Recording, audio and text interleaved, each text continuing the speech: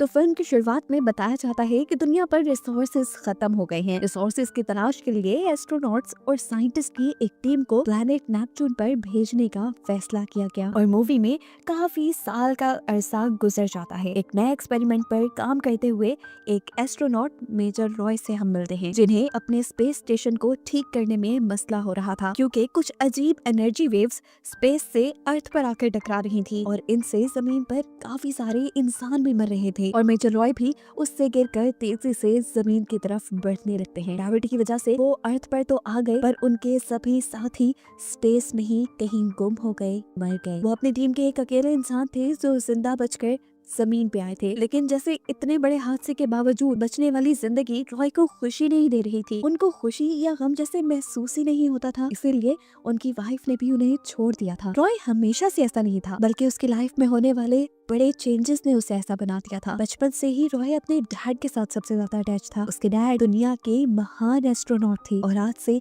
कई सालों पहले एक एक्सपेरिमेंट के लिए नेपच्यून गए थे, यानी उस प्रोजेक्ट पर गए थे जिसे मूवी के स्टार्ट में दिखाया गया था। नासा का रॉय के डैड की टीम से कांटेक्ट रहता था। रॉय के डैड वहाँ के हालात और अपनी रिसर्च दुनिया तक पहुँचाते थे, पर फिर चंद सालों बाद अचानक उनका कांटेक्ट जमीन से खत्म हो गया और कई सालों की एफर्ट के बाद भी जब नासा उनके स्पेस स्टेशन का स्पेस में पता ना चला सकी, तो उन्होंने रॉय के डैड के साथ उनकी पूरी टीम को दुनिया वालों को मरा हुआ बता दिया। जिस दिन के बाद से रॉय की लाइफ और भी ज्यादा फीकी हो गई। रॉय को इस टाइम उसके हेडक्वार्टर बुलाया जाता है और बताया जाता है कि जिन वेव्स की वजह से उसका स्पेस स्टेशन तबाह हुआ था, वो वेव्स नेपच्यून से आ रही थी, बिल्कुल उसी जगह से आ रही थी जहां आज से कई साल पहले उसके डैड की टीम को भेजा गया था रिसर्च के लिए। नासा के साइंटिस्ट का मानना था कि वो एनर्जी वेव्स नेपच्यून में मौजूद इनका स्पेस स्टेशन ही जनरेट कर रहा है और ऐसा खुद ब खुद हो जाए ये पॉसिबल नहीं था। साइंटिस्ट की टीम को लग रहा था कि उसके डैड अभी भी जिंदा हैं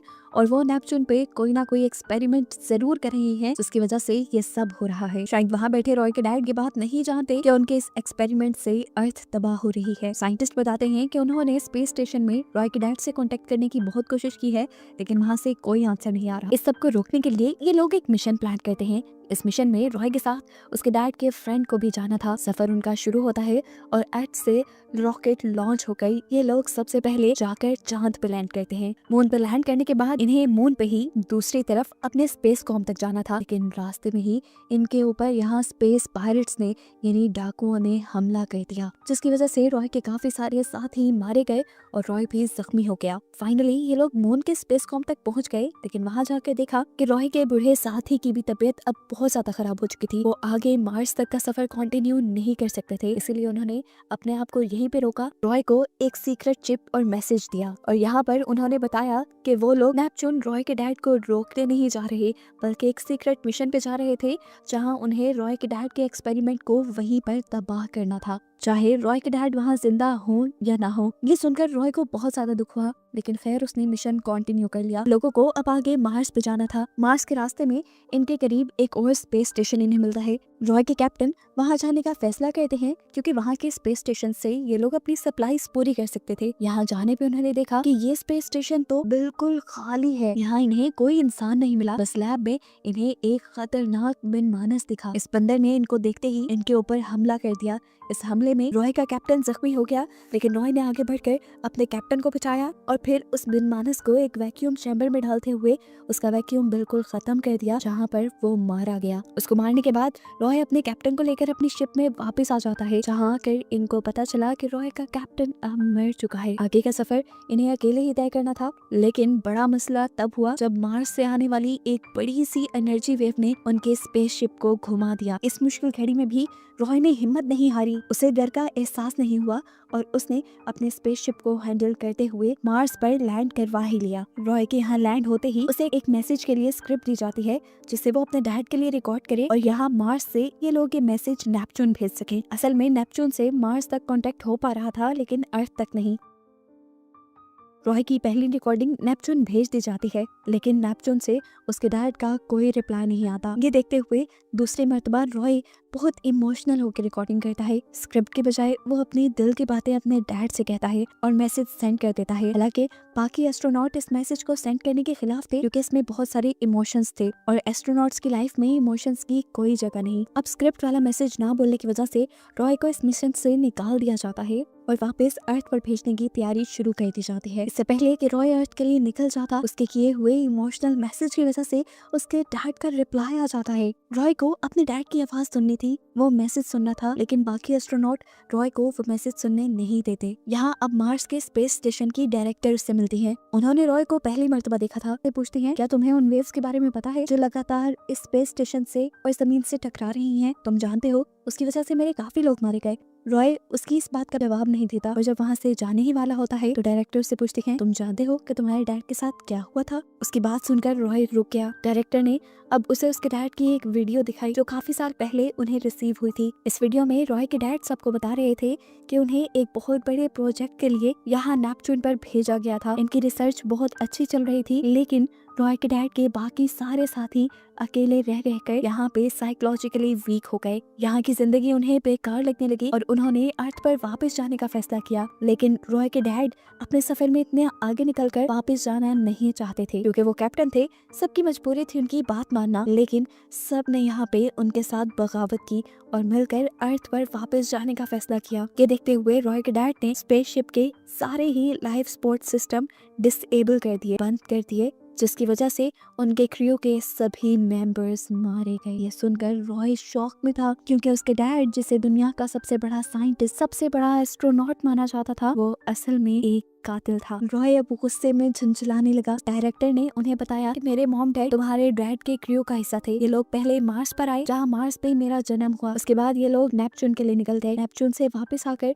वो मुझे लेना चाहते थे, लेकिन तुम्हारे डैड ने उनको मार दिया और वो मेरे से भी दूर हो गए। डायरेक्टर बताते हैं कि तुम्हारे डैड का ये मैसेज काफी सालों पहले दुनिया पर पहुंच चुका था, लेकिन अर्थ के लोग तुम्हारे डैड को एक विलन बनाकर लोगों के सामने नहीं लाना चाहते थे, इसलिए उन्होंने वो सारा ड्रामा किया कि उनके सारे क्रू मेंबर्स मारे गए। अगर दुनिया को उनकी सच्चाई पता चल जाती तो शायद कोई भी उनके ऊपर एतबार ना करता, लेकिन नासा के लिए वो एक फायदा ही थे क्योंकि नासा को वो उनकी रिसर्च पूरी करके दे रहे थे। वो आज भी अपनी रिसर्च और अपने अजीबोगरीब एक्सपेरिमेंट्स पर काम कर रहे हैं और उन्हीं के एक्सपेरिमेंट की वजह से वो एनर्जी वेव्स जनरेट हो रही हैं, जिससे प्लैनेट मार्स और प्लैनेट अर्थ तबाह हो रही है। डायरेक्टर बताते हैं, तुम्हें यहाँ पर इसीलिए बुलाया गया है ताकि तुम्हारे जरिए तुम्हारे डैड से कांटेक्ट किया जा सके और उनका लोकेशन ट्रैक करके उन्हें रोका जा सके। डायरेक्टर अब उसे ये भी बताती है कि वो लोग रॉय के डैड का लोकेशन पता चला चुके हैं और अब रॉय जिस स्पेसशिप से यहाँ आया था उसी स्पेसशिप से अब 5 क्रू मेंबर जा रहे हैं नेपच्यून की तरफ, लीमा स्पेसशिप के प्रोजेक्ट को तबाह करने के लिए,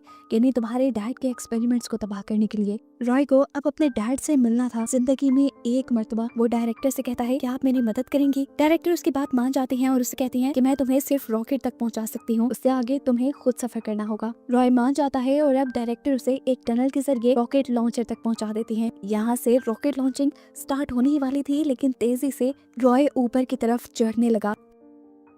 ठीक लॉन्चिंग के टाइम पर रॉय स्पेसशिप का दरवाजा खोल लेता है और अंदर आने की कोशिश करता है, जिससे स्पेसशिप के अंदर खतरे के अलार्म बजने लगते हैं। ये लोग बाहर जब चेक करने गए तो इन्हें बाहर रॉय दिखा, जिसे देखते ही इन सब लोगों ने रॉय को बेहोश करने का डिसाइड किया क्योंकि वो इनका मिशन खराब भी कर सकता था। इस सब के दौरान इन्होंने ध्यान नहीं दिया कि स्पेसशिप का दरवाजा अभी भी खुला है। स्पेसशिप के दरवाजा खुले होने की वजह से अंदर का प्रेशर काफी डाउन हो जाता है। इन लोगों के ऑक्सीजन टैंक भर जाते हैं। ऑक्सीजन की कमी की वजह से अब यहाँ पर क्रू मेंबर्स मारे जा रहे थे, लेकिन रॉय अभी तक जिंदा बचा था क्योंकि उसने स्पेस सूट पहना हुआ था। अब उसने अपनी स्पेसशिप का दरवाजा बंद किया और कंट्रोल डेक की तरफ चला गया। वहाँ जाकर उसने अर्थ पर यहाँ इस स्पेसशिप में होने वाला सारा वाकया बताया और नेपच्यून के लिए सफर शुरू कर दिया। इस पूरे सफर में वो काफी डिप्रेस्ड रहा था। वो अपने डैड को क्या समझता था और उसके डैड क्या निकले, वो तो उसे भी छोड़ गए थे। अपने डैड के वीडियो क्लिप्स देखते हुए उन्हें वीडियोस में उसकी वाइफ भी आ गई, जिसे देखकर उसे दुख का एहसास होने लगा। वो सोचने लगा कि वो ऐसा क्यों है, उसकी जिंदगी में इतना अकेलापन क्यों है। ये सब सोचते सोचते उसे रियलाइज होता है कि उसका ये अकेलापन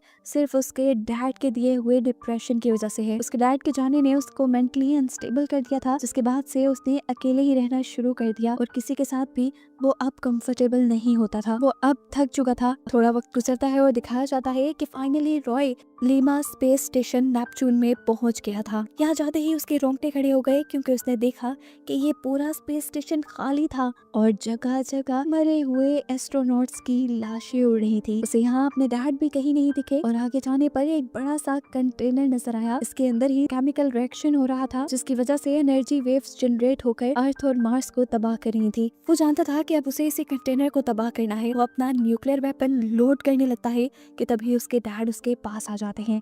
वो ऊपर की तरफ खड़े हुए थे। उन्होंने रॉय को देखते ही पहचान लिया और पूछा, रॉय क्या तुम हो वहाँ पर? रॉय इतने सालों बाद अपने डैड को देखकर इमोशनल हो गया। ना चाहते हुए भी उसने पूछ लिया, कैसे हैं डैड? उसके डैड ने जवाब दिया, थका हुआ हूँ, काफी सालों से इन एनर्जी वेव्स को कंट्रोल करने की कोशिश कर रहा हूँ। ये सुनकर रॉय भी हैरान हो जाता है क्योंकि उसे तो खबर मिली थी कि उसके डैड जानबूझकर ये सब बना रहे हैं। वो अब अपने डैड से इसकी सच्चाई पूछता है तो डैड उसे कहानी बताना शुरू करते हैं कि जब मेरे सारे क्रू मेंबर्स यहाँ से जाने लगे तो ये स्पेस स्टेशन भी तबाह होने वाला था। हमारी स्पेसशिप में एक एंटी मैटर था जो स्पेस की दूसरी एनर्जीज को अपनी तरफ अट्रैक्ट करने लगा और फिर इसके अंदर से बहुत बड़ी एनर्जी वेव्स निकलने लगी। इन्हीं वेव्स की वजह से मेरे सारे क्रू मेंबर्स भी मारे गए, लेकिन मैं बच गया और इन वेव्स को कंट्रोल करने की कोशिश में लग गया। उसकी बात सुनकर रॉय हैरान होता है और उनसे कहता है, आप परेशान मत हो डैड, अब मैं आ गया हूँ, अब मैं सब ठीक कर दूंगा। ये सब ठीक करके हम दोनों अर्थ पे चलेंगे। लेकिन उसके डैड ने ये सुनते ही मना कर दिया क्योंकि वो अर्थ पे जाना नहीं चाहते थे। उसे बताते हैं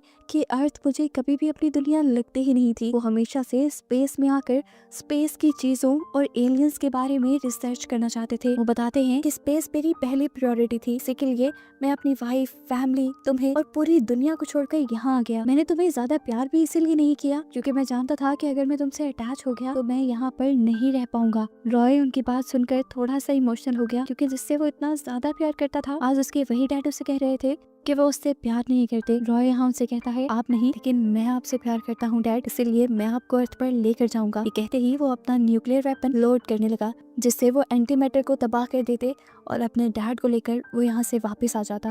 वेपन लोड करने के बाद उसने अपने डैड को स्पेस सूट पहनाया और स्टेशन से बाहर आने के लिए सेटअप क्रिएट करने लगे। लेकिन यहाँ पर उसके डैड ने उसे कहा, नहीं रॉय, मुझे दुनिया पर नहीं जाना, प्लीज मुझे छोड़ दो, मुझे यहीं रहना है। रॉय, वो मेरी दुनिया नहीं है, प्लीज तुम भी मुझे माफ कर दो क्योंकि मैं भी तुम्हें वो प्यार नहीं दे सका जो मुझे देना चाहिए था और आज भी मैं तुम्हारा साथ छोड़ रहा हूँ। ये कहते ही वो अपने बेटे के हाथ छुड़वाकर उससे दूर हो जाते हैं। रॉय भी अब अपने डैड को आखिरी गुड बाय कहकर उनकी रस्सी छोड़ देता है। खुद रॉय थ्रस्टर की मदद से अपने आप को खींचते हुए अपनी स्पेसशिप तक वापस आ जाता है। स्पेसशिप में बैठने के बाद उसने देखा कि उसके डैड अब नेपच्यून के ऑर्बिट में पहुंच चुके थे। आखिरी बार अपने डैड को देखने के बाद वो अपना शिप ऑन कर देता है। वो अपना सफर कंटिन्यू करने ही वाला था लेकिन तभी उसे पता चला कि उसकी शिप का फ्यूल बहुत कम है और इतने कम फ्यूल से वो अर्थ पर नहीं पहुंच सकता था। ये देखकर उसे अफसोस होने लगा। उसे लगा कि वो भी अपने डैड की तरह यही स्पेस में रह जाएगा। लेकिन तभी हमें दिखाया गया कि रॉय ने जो बम प्लांट किया था वो ब्लास्ट हो जाता है। उसके ब्लास्ट होते ही यहाँ पर एक बहुत बड़ी एनर्जी वेव निकलती है जो रॉय के स्पेसशिप को दुनिया तक जाने के लिए पुश दे देती है। रॉय का सफर कंटिन्यू हो जाता है। इस पुश से